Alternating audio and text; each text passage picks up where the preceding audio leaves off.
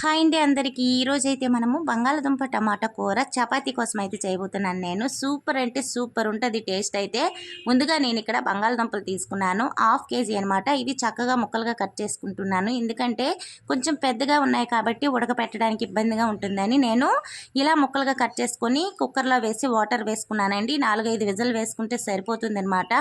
చపాతీతో super అనమాట కూర అయితే. ఒకసారి ట్రై చేయండి, మీరు 4కి 8 చపాతీలు తింటారు. అలా ఉంటుందన్నమాట కూర, అంత టేస్టీగా.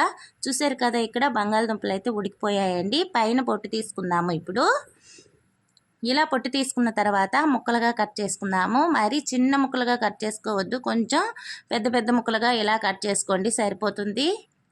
చాలా సింపుల్గా, ఎక్కువ మసాలాలు ఏమి యూజ్ చేయకుండా చేస్తున్నాను. తప్పకుండా ట్రై చేయండి. ముందుగా స్టవ్ మీద ప్యాన్ పెట్టుకొని 4 టేబుల్ స్పూన్ల వరకు ఆయిల్ అయితే వేసుకోండి.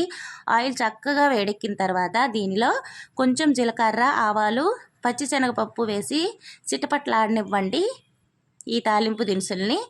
ఇప్పుడు దీనిలో సన్నగా తరిగిన ఉల్లిపాయ ముక్కలు, కరివేపాకు, పచ్చిమిరపకాయలు వేసుకొని చక్కగా బ్రౌన్ కలర్ వచ్చేంత వరకు వేపుకోండి. ఇలా వేపుకున్న తర్వాత 1 స్పూన్ వరకు అల్లం వెల్లుల్లి పేస్ట్ కూడా వేసుకొని పచ్చివాసన పోయేంత వరకు వేపుకున్న తర్వాత సన్నగా తరిగిన 5-6 టమాటాలు వేసుకోండి. ఎందుకంటే మనము టమోటా బంగాళదుంప కూర కాబట్టి టమాటాలు ఎక్కువ ఉంటే బాగుంటుంది. ఇవి మగ్గడానికి కొంచెం సాల్ట్ వేసుకొని ఒక 2 నిమిషాల పాటు మూత పెట్టామంటే మెత్తగా మగ్గిపోతాయి అన్నమాట ఈ టమోటాలు.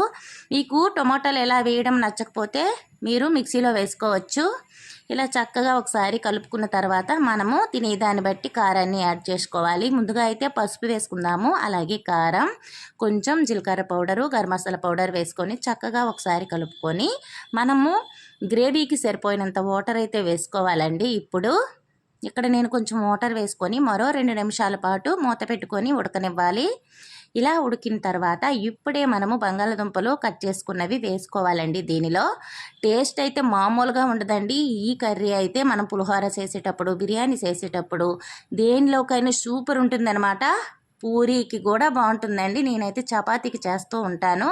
ఇలా చక్కగా బంగాళదుంపలు వేసిన తర్వాత మరో 4 నిమిషాల పాటు చిన్న మంట మీద ఆయిల్ పైకి తేలే వరకు ఉడికించినట్లయితే కర్రీ ఎమ్మీగా ఎంతో టేస్టీగా రెడీ అయిపోతుందండి.